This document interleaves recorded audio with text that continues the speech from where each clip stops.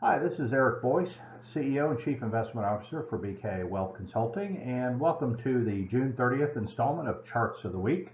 Hope you've been enjoying our tidbits on the market, and this will be the second week that we've kind of divested the market comments from these chart packs. As we've discussed in the past, we come across charts that we find really interesting or compelling or tell a really good story related to the market, the economy, or something that we feel might be very important to our investing clients, and we want to share those with you. So thank you for indulging us, and hope you like this week's installment. Please see the following disclaimer for important details. So I think it's appropriate to start this week with what drove the volatility in the markets last week, and that's of course COVID-19. And I pulled a couple of things, one from The Economist that you can see on the left, and the chart on the right came from some research that we follow from FS Investments, which is citing the COVID tracking project. So obviously these are known sources, reputable sources of data. And as you can see here, we have had a noticeable uptick here in the latter half of June. Really began to gain traction a couple of weeks ago, and we've seen some continued rises in certain key states: North Carolina, Texas, Arizona, even California. And so a rollback of some of the expansionary policies that have been put in place kind of in the May timeframe. But you can see here on the left, the irony is that at a time when New York was really the hot zone, the rest of the country was kind of, looking with somewhat of a scornful eye. But now the situation has reversed, and so the prolonged lockdown in New York City is, allowing the metropolitan area there to begin to open up at the same time that we've seen a spike in some of these other areas. And I think it's tempting though it may be to kind of draw conclusions on what is driving the spike.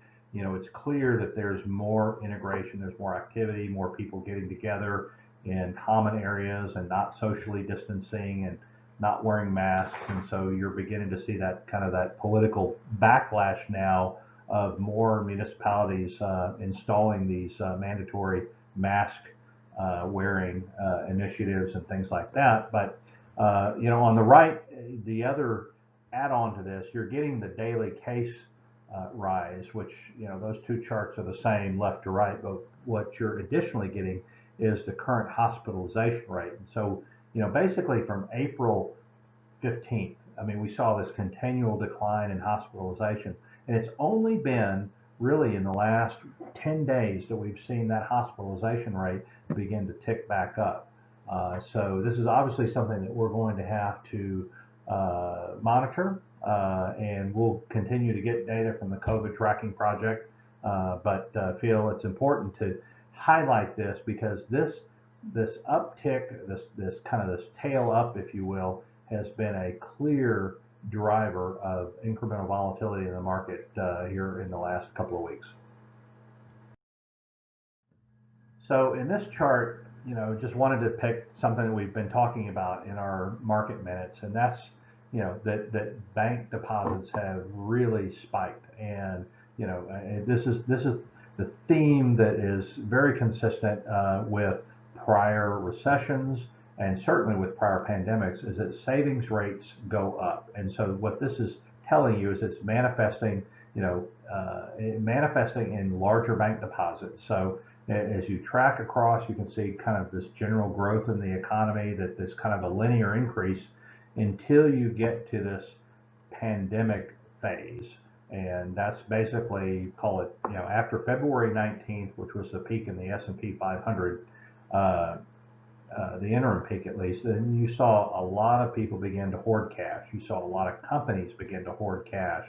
And, and at this point, even though it may be suggestive of kind of a trailing off, I think what we're seeing is just the end of that first phase of kind of that crisis management mode of companies and individuals saying we need to stash available cash where we can, and we need to take our stimulus money, which has a lot to do with this chart, and we need to park it.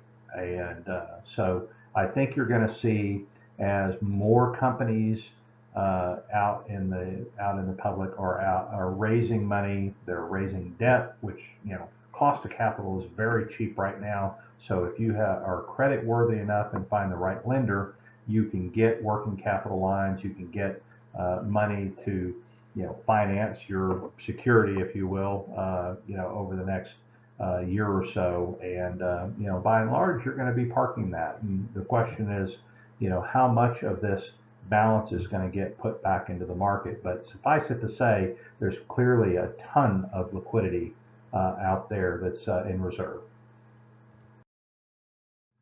So, with that, we have had a lot of companies that have, in this crisis mode, that have gone to their lenders and said, "I need forbearance. I need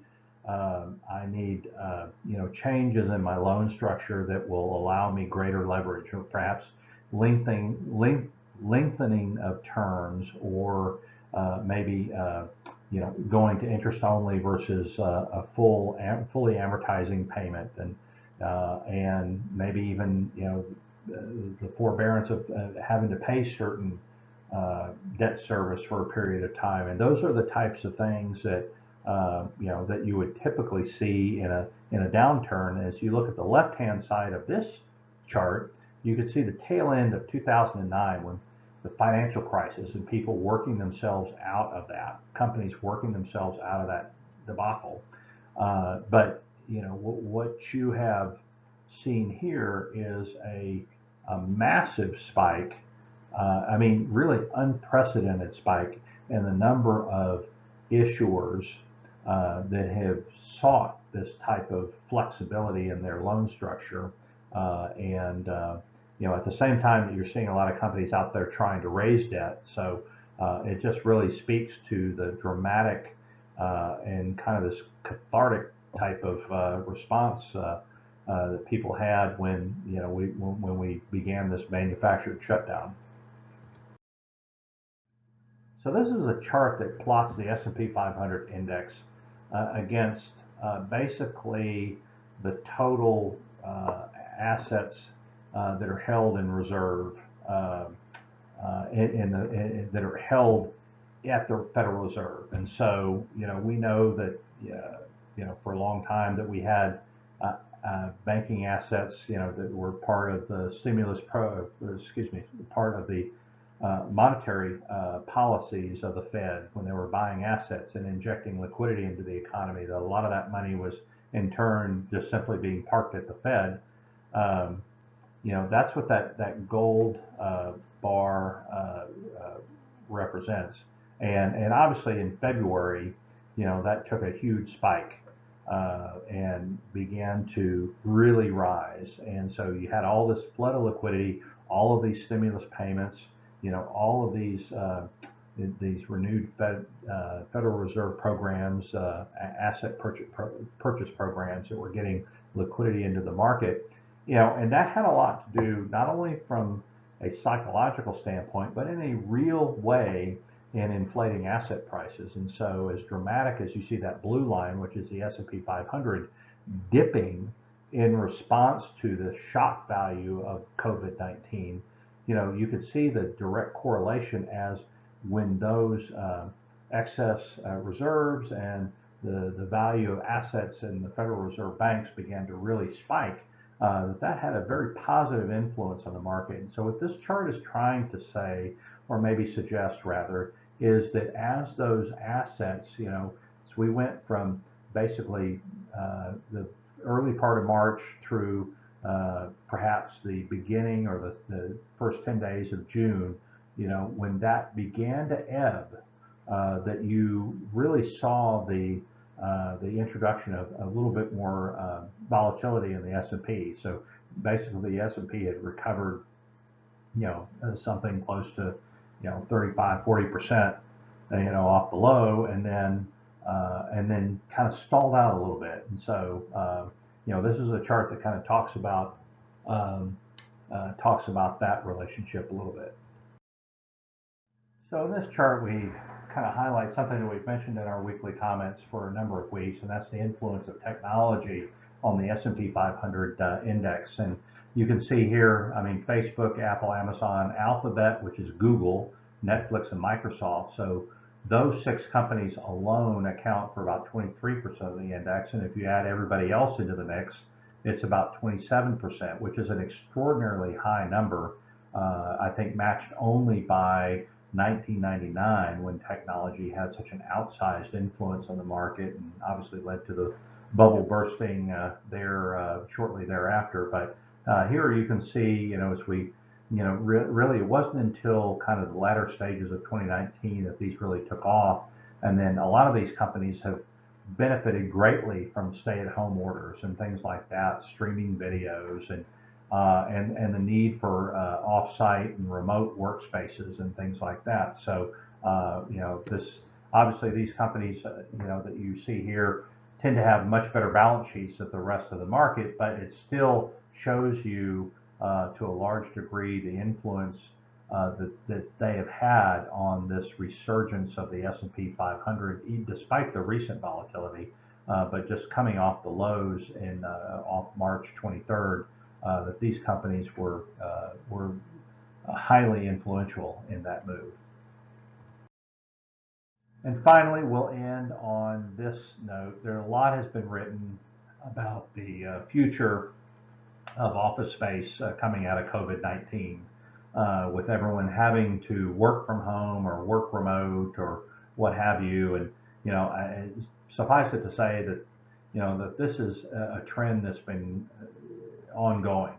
It's not something that's just happened overnight. So the takeaway here is that if you index everybody from 1995, that by and large, with the advent of mobile technology and smaller form factor computers and better internet and connectivity, faster throughput, better applications, so on and so forth, that you can see this trend evolving over, really multiple decades. And so I think that there's definitely a groundswell of support for the notion that we will need less office space, after COVID-19. But I think it's important to recognize that this is a trend that's not being that's been long in the making. So we'll continue to monitor that as it relates to real estate investment trusts and other type of real estate vehicles that invest in office space. But a very interesting chart to look at here. So with that, we will conclude our comments on some of these interesting charts that we found this week.